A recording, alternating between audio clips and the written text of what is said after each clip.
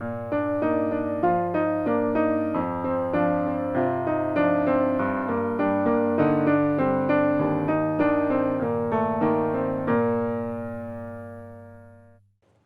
¿qué tal? ¿Cómo están? Paz y bien. Nos encontramos nuevamente para compartir otro capítulo más, otra cápsula más de Psicología y Fe. Y nos acompaña una vez más el licenciado en Psicología Gustavo Alberto Alsina.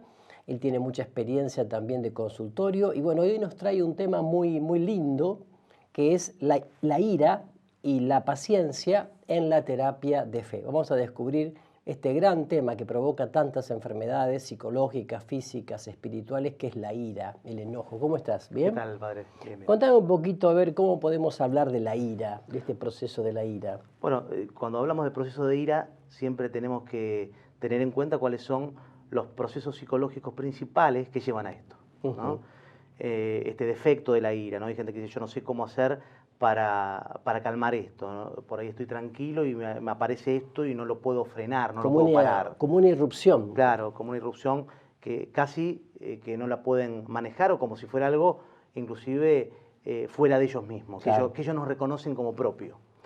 Entonces, bueno, lo que hay que explicar siempre acá es principalmente que hay dos procesos que llevan a la ira o al enojo de uno mismo.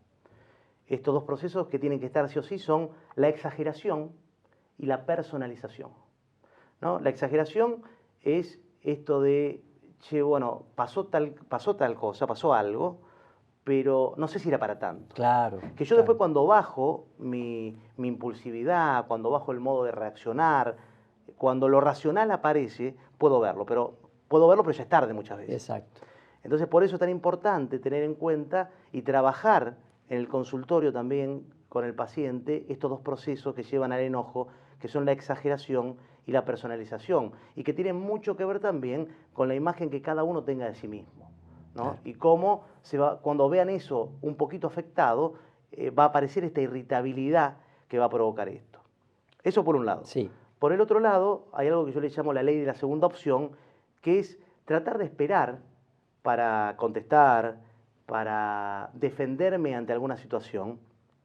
La primera opción es cuando irrumpe en la persona lo pulsional, claro, lo instintivo, lo básico, la reacción, ¿no? La primera reacción que me aparece, ¿no? Eso siempre es una reacción emocional, una reacción que tenemos que tratar de controlarla. No están mal las emociones sirven para guiarnos, sirven para ubicarnos en la realidad muchas veces, para mostrarnos cómo estamos, para mostrarnos cómo seguir, pero muchas veces ante esto tenemos que esperar que la razón nos dé su validez, claro, y nos ponga un poco en la verdadera órbita del ser humano, porque en realidad el ser humano es esta integración entre lo emocional y lo racional, ¿no? Entonces tenemos que esperar a que aparezca esto racional unos segundos más para que nos ubique y nos muestre la mejor manera de reaccionar. Claro, claro. También, bueno, lo que tenemos que tener en cuenta muchas veces es cómo funciona en la ira la regulación emocional. Hay dos emociones principalmente que nos regulan para que se dé la ira o no. Cuando hay algo que a mí no me gusta, cuando yo estoy inconforme con alguna situación, se da emocionalmente como un sub y baja, donde puede aparecer según la personalidad la tristeza o la ira.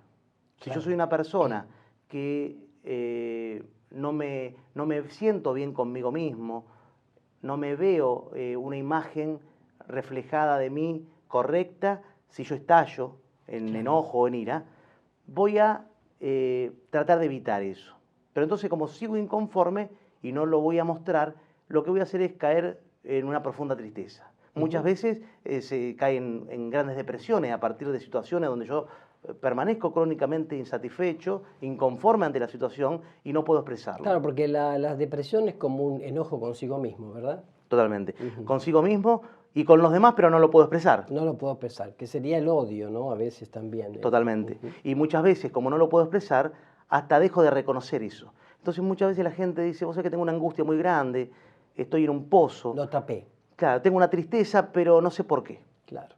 Y cuando empezamos a ver la situación, pero claro, mirá, hay situaciones para que estés tristes, hay situaciones para que estés angustiado, para que estés inconforme con esto. Tendríamos que ver la manera de trabajar esto. Bueno, y también esto de que la gente pueda no solamente ver esta manera de regulación emocional, sino que la gente pueda empezar a adoptar una forma nueva de comunicación, ¿no? Que también genere estas nuevas habilidades interpersonales, estas habilidades sociales, para poder mostrar lo que le pasa, contar su disconformidad con tal o cual cosa, ¿no? Poder buscar también su propio destino y su propio camino hacia su plenitud, a partir también de su propia gestión emocional. Exacto, exacto.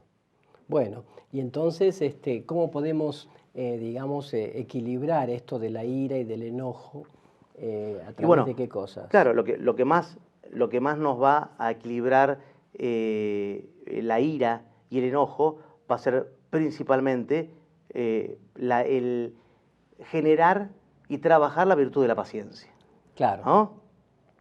¿Cómo trabajar la virtud de la paciencia, por ejemplo, en la familia, cuando recibimos agresiones constantes, maltrato, destrato, sobre todo de los hijos hacia los padres, de personas que están siempre en el podio de juzgar todo y a todos, de que si no entran dentro de sus parámetros entonces está fuera de la órbita? Evidentemente a veces la paciencia llega a un punto límite porque esa persona suele ser manipuladora también, ¿no? Y trabaja con esta cosa que vos decís de la tristeza, del enojo de los demás, de las situaciones de sensibilidad, de hipersensibilidad, de susceptibilidad. ¿Cómo trabajar el tema de la paciencia constante? Me imagino que en terapia se tiene que ver eso cada semana, porque hay personas que están en situaciones muy difíciles en el ámbito familiar, ¿no? Sí, claro que sí. Claro que sí, se ve mucho en el ámbito familiar.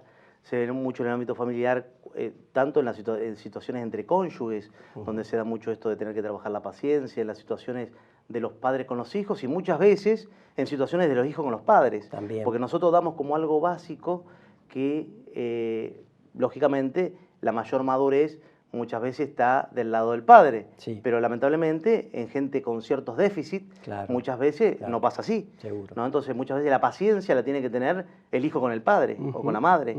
¿No? Entonces, bueno, claro que nos encontramos con muchas situaciones de eso, donde, ya que estas cápsulas son de psicología y fe, hay que tomar esto que decía Jesús para esto, ¿no? Aprendan de mí que soy manso y humilde de corazón.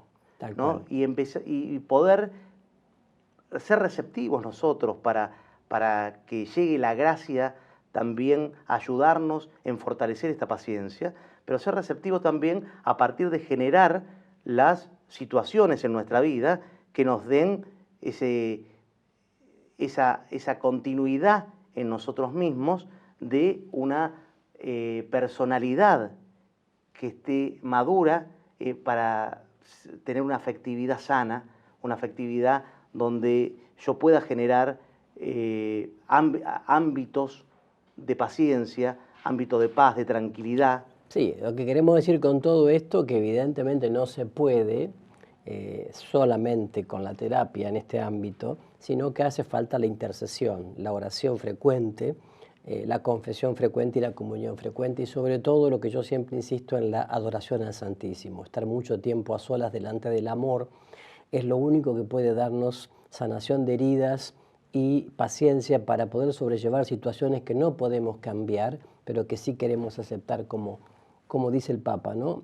Aceptar la vida como viene. Sobre todo porque muchos papás y muchas mamás, y con razón, hablan de ingratitud de parte de los hijos. Y yo siempre, cuando me he encontrado con situaciones así, les he dicho esto: si usted hizo todo por sus hijos, por amor, por pura gratuidad, porque en realidad usted fue canal de gracia de la gratuidad de Dios, pues entonces no estaba dispuesta a recibir nada a cambio. Usted lo dio todo por nada a cambio, así que no tiene que sentirse ni frustrada, ni insatisfecha, ni triste, sino que al contrario, debe sentirse feliz porque usted lo dio todo, y porque fue canal de la gratuidad de Dios. Esto es muy importante. Claro que sí, padre, y lo que se ve también en esto, que yo también insisto mucho en el consultorio, a partir de este ejemplo tan importante que das vos, es de que la vida siempre va para adelante, uno paga para adelante. Sí. ¿No? Hay una creencia equivocada de algunas generaciones, sí, donde creen que lo que yo le di a mi hijo de algún modo me lo tiene que devolver. Tal cual.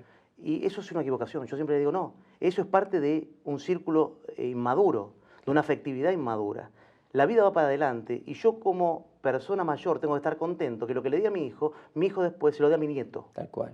¿No? O a otras O personas. a otras personas, claro. A la sociedad, a la comunidad. O si mi hijo es sacerdote, lo dé Claro. a Sí, su... que se haga canal de generosidad, Totalmente. de solidaridad, de gratuidad. Esto es lo más importante. Yo creo que ahí se puede ver también, ahí gran parte de este círculo de inmadurez o madurez afectiva y emocional, en esto de querer, justamente, porque yo estoy bloqueando. Si yo en realidad quiero que me devuelvan esto que yo he dado, por puro amor, como decías Sí. vos, por gratuidad, y de algún modo estoy bloqueando este canal de gracia que vos comentabas, del que uno es parte. Sí, ¿no? sí, es que en realidad esto que dijiste, mirar para adelante la vida, es como dicen los puertorriqueños, pa'lante, ¿no? O sea, esto es muy importante. Nosotros tenemos el presente como gracia, como bendición y lo que viene, ¿no?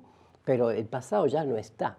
Entonces es muy importante esto, vivirlo en clave de presente. Hoy, ahora y aquí recibo esta gracia y quiero vivirla en paz, ¿no? Paciencia, ¿no? La paz en la ciencia, la paz en la sabiduría, la paz en el discernimiento, claro, sí, la paz en el que es el Señor de la paz, Jesucristo, ¿no? También. Así que bueno, Gustavo, te agradecemos mucho esto y bueno, a ustedes también por estar allí. Los invitamos a compartir estas cápsulas con amigos, familiares, con las comunidades, los ministerios, a través de las redes sociales, WhatsApp, a través de Facebook. Creo que puede ayudar mucho a muchas personas. Que el Señor los bendiga, paz y bien.